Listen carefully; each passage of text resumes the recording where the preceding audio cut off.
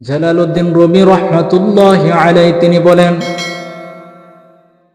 কাবার প্রতি কেমন মহব্বত, কাবার প্রতি কেমন ভালোবাসা ছিল। আল্লাহ রাব্বুল আলামিনের মাখলুক একটা ছোট্ট পিপলিকা, যার দিলের ভিতরে কাবার প্রতি মহব্বত ভালোবাসা ছিল এমন, সেই পিপলিকাটা রব্বে কারীমকে ডাক দিয়ে বলতে লাগলো, দুনিয়ার সমস্ত মানুষরা আপনার ঘর তওয়াফ করবার জন্য বাইতুল্লাহ জিয়ারতের উদ্দেশ্যে যাচ্ছে, পশু পাখি যাচ্ছে, মানুষরা যাচ্ছে, ইনসানরা যাচ্ছে, জিন জাতিরা যাচ্ছে, সকলে আপনার ঘর তওয়াফ করার জন্য যায়।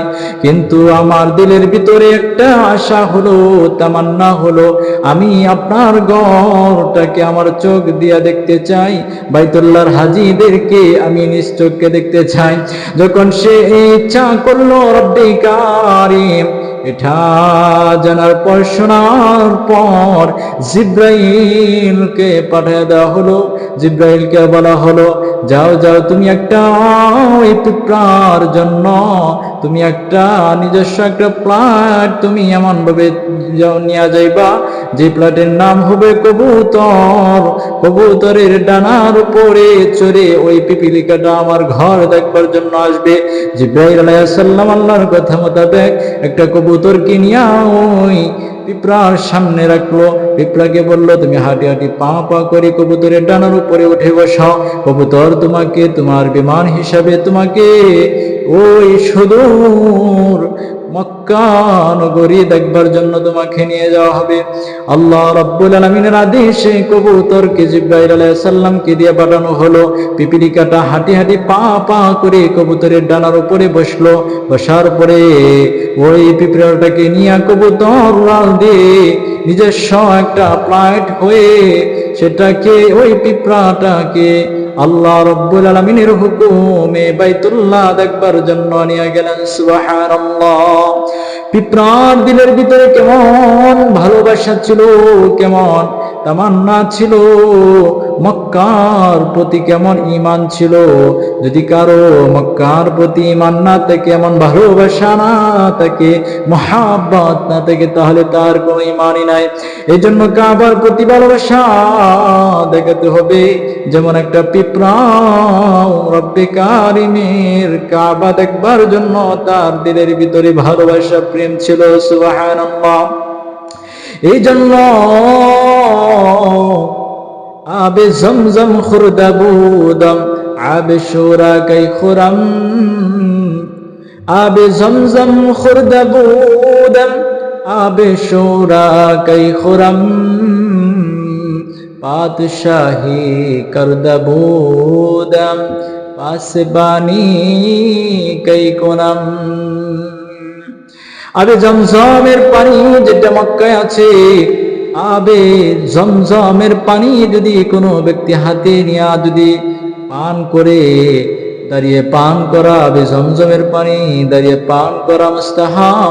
যেন কোনো ব্যক্তি পানি হাতে নিয়ে রবের কাছে দুটা হাত তুলে দোয়া করে, আল্লাহ রাব্বুল আলামিন সাথে সাথে তার দোয়া কবুল করবেন।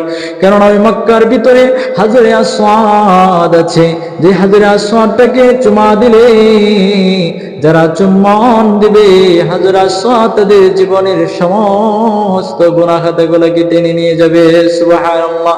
তাকে পবিত্র বানিয়ে দিবে। সুবহানাল্লাহ। এই জন্য ওই কাবার ভিতরে মাকামে মাহমুদ আছে। যদি কোনো ব্যক্তি মাকামে মাহমুদের পাশে গিয়ে দাঁড়ায় দোয়া করে, আল্লাহ রাব্বুল আলামিন তার দোয়াটাকে কবুল করবেন। ওই জায়গার ভিতরে জাবালে আবি কুবাইস পাহাড় আছে, যে পাহাড়ের উপরে মুহাম্মদ সাল্লাল্লাহু আলাইহি ওয়াসাল্লাম উঠে চাঁদের দিকে ইশারা করেছিল, আঙ্গুল নাড়াচাড়া করার কারণে চাঁদ দ্বিখণ্ডিত হয়ে গিয়েছিল। ওই পাহাড়ে উঠে দোয়া করলে রব্বে কারীম দোয়া তার কবুল করে নেয়। সুবহানাল্লাহ। ওই জায়গার ভিতরে হাজরে আসওয়াদ আছে, মাকামে মাহমুদ আছে। আর ওই জায়গার ভিতরে মিনা মুজদালিফা আছে, সাফা মারওয়া আছে।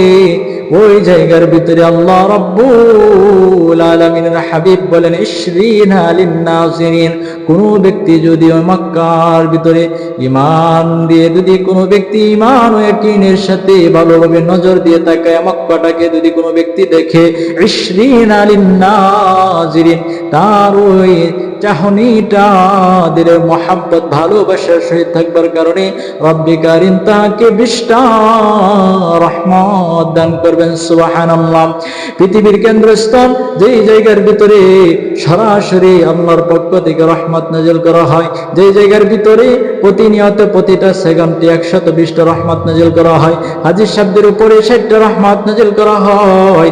যে সকল হাজী সাহেবরা তাওয়াফ করবার জন্য ওই জায়গায় গিয়েছে তাদের উপরে 60টা রহমত আল্লাহ রাব্বুল আলামিন অটোমেটিকলি নাযিল করতে থাকেন। সুবহানাল্লাহ।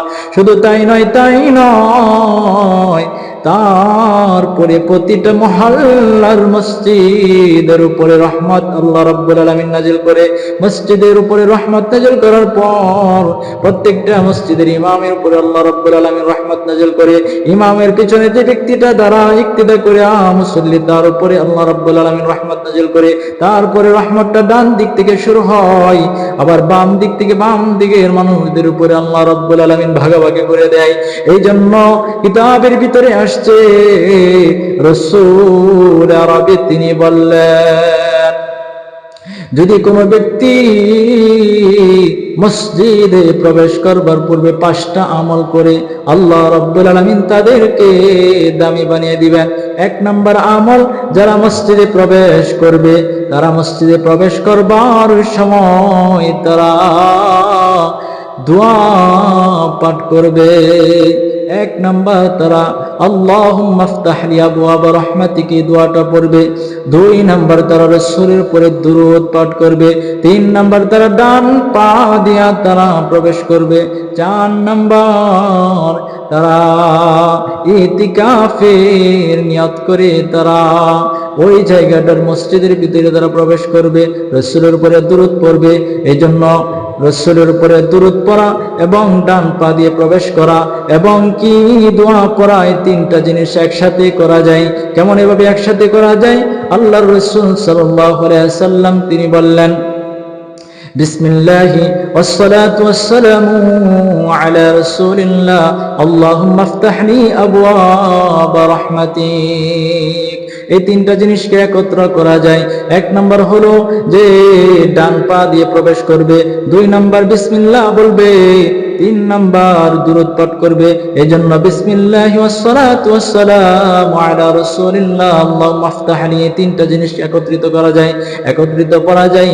4 নাম্বার হলো সে মসজিদে প্রবেশ করবে, আল্লাহ রাব্বুল আলামিনের ঘরে প্রবেশ করবার আগে সে আল্লাহ রাব্বুল আলামিনের ঘরে সে দোয়া পড়তে পড়তে এবং ইতিকাফের সহিত সে ব্যক্তিটা প্রবেশ করবে।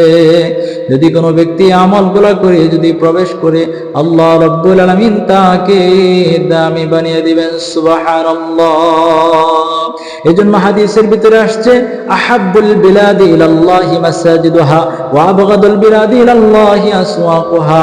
আল্লাহর রাসূল সাল্লাল্লাহু আলাইহি ওয়াসাল্লাম মায়ার নবী রাসূল আরবি ডাক দিয়ে বলেন, আহাব্বুল বিলাদি ইলাল্লাহি মাসাজিদুহা, আল্লাহ রাব্বুল আলামিনের কাছে প্রথম আল্লাহর রাসূল আল্লাহ রাব্বুল আলামিনের কাছে তিনি বলতে চাচ্ছেন, রাসূল আরবি তিনি বলেন, আল্লাহর কাছে প্রিয় জায়গা হলো আহাব্বুল বিলাদি ইলাল্লাহি মাসাজিদুহা, রবের কাছে প্রিয় জায়গা হলো মসজিদ।